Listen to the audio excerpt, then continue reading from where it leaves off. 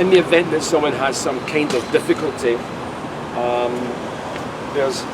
it's been mounted as we speak over this one. There's an intercom going here. You press the button and it rings as at the moment it's Fred's cell phone, and Fred can then deal with the issue.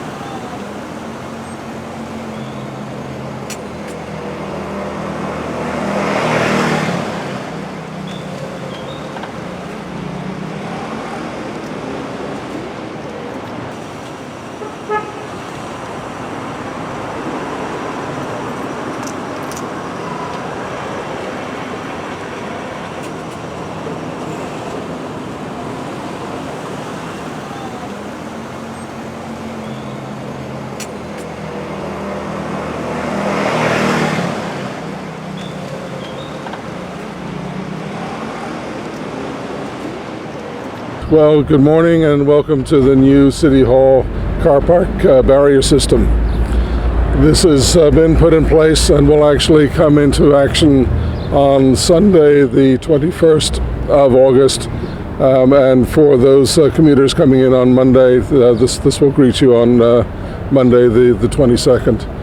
This is a service that we've had to put in place mainly because there's no true enforcement of parking regulations within the city or within the Isle of Bermuda.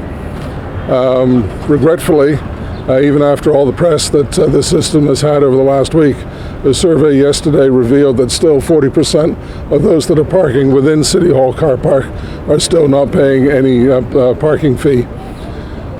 The way it is right now, if you park over 3 hours, and this has been a 3-hour car park since about 2002, if you park for longer than 3 hours, you should expect to get a parking ticket. The parking tickets right now are $75. With this system in place, you'll be paying $2 an hour. So for a max of a 3-hour stay, which is $6, if you stay over into a 4th hour, it is going to cost you $10 extra fee, whereas before you could be liable for just facing a parking ticket right then and there. And then if you decide to extend your stay for longer for an additional hour, then you are going to see it increase dramatically, and that the final fee will come to a total of $81. This is done to entice you to park somewhere else. If you wish to park all day, rather than parking here for 3 hours, moving around, coming back for another 3 hours, and back again, which will cost you, for an 8-hour workday, would cost you $16 to stay in this car park, why don't you go down to Bull's Head, where it would only cost you $5 for that one particular day? We have large signage there in place, making you fully aware of what the rates are.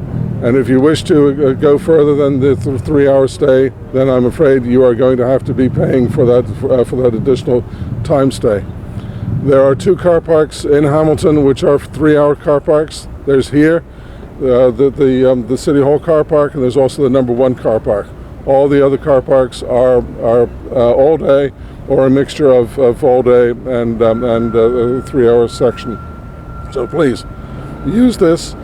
We've invested a lot of money making it a lot better. The trees have now moved out onto the perimeter, giving a wide open space, which this will be able to be used for public functions and things like that. Plus it's going to be giving added security, because all the security cameras now will be having a clean line of sight. So I really feel that this is a nice investment for the city, and we hope that this is going to give a good turnaround. So if you're coming into the city for a couple hours, rather than having to fight and grumble because there are people parking here all day, there should be a constant turnover, and this should encourage shopping in Hamilton. So please enjoy the system. Thank you all very much. Good morning. I'm Ed Benavides, the Secretary. Again, I'd like to follow up with the Mayor. The business centers here, whether you're a lawyer, banker, whether you do nails and hair, or you are a restaurateur, One of the biggest challenges we get from all our businesses is that there is no short-term parking being enforced in the city. And as the mayor has said, this and number one have been created solely to support all the businesses in the city that you can do within 3 hours, and that is a considerable amount. If you're going to stay more than 3 hours, there's Parleville, King Street, Elliott, Bull's Head, etc. So we just encourage you to use this responsibly, and I think that will be better for all motorists. Thank you. Good morning, my name is Ian Hind, the Senior Engineer with the Corporation of Hamilton. I'd just like to thank the public for their patience. It's been a couple of months of disruption to them. We've kept the car park open while we've been doing all this work. I'd also like to thank all the contractors involved who have contributed, Hectronic who supplied the equipment, Horsfield Landscaping who did most of the construction work, and also my colleagues, many of whom have helped, and I want to thank them all personally for helping me. One major point, payment is by cash and card. We do hope to integrate Easy Park in the near future. The integration between Easy Park and the Hectronic barrier system is still being worked on. It is likely that the Easy Park app device will be ready first, and then with a bit more difficulty working on is the Easy Park device. But we hope that sometime in September we can announce that is ready and you'll be able to use cash, card and the Easy Park. So for the moment, from Monday, it's just cash and card. Thank you very much. Yes, up until now there was 3 different sizes. Some of the bays were original, had been put down many years ago and were still quite narrow. All the bays now are 15 feet by 8 foot wide, which is more than enough to accommodate the current maximum width. If 2 vehicles of the current maximum width allowed by TCD, 2 cars parked together equally centering the space, there's 2 feet between them. There's 2 feet between the cars. I can't speak to those who can't park their car squarely in the bay, but you get my point. I do not anticipate TCD changing that anytime soon because it's not that long since they did it before. So I think for the foreseeable future, the car park spacing is more than adequate. Just as a reminder, there'll be flyers for everybody as you've been just handed out, and the cash will be notes and coins, both Bermudian and American. So the same as most machines that will accept American and Bermudian coins and Bermuda notes and US notes. So your cash will accept both of those, and of course all local credit cards and debit cards.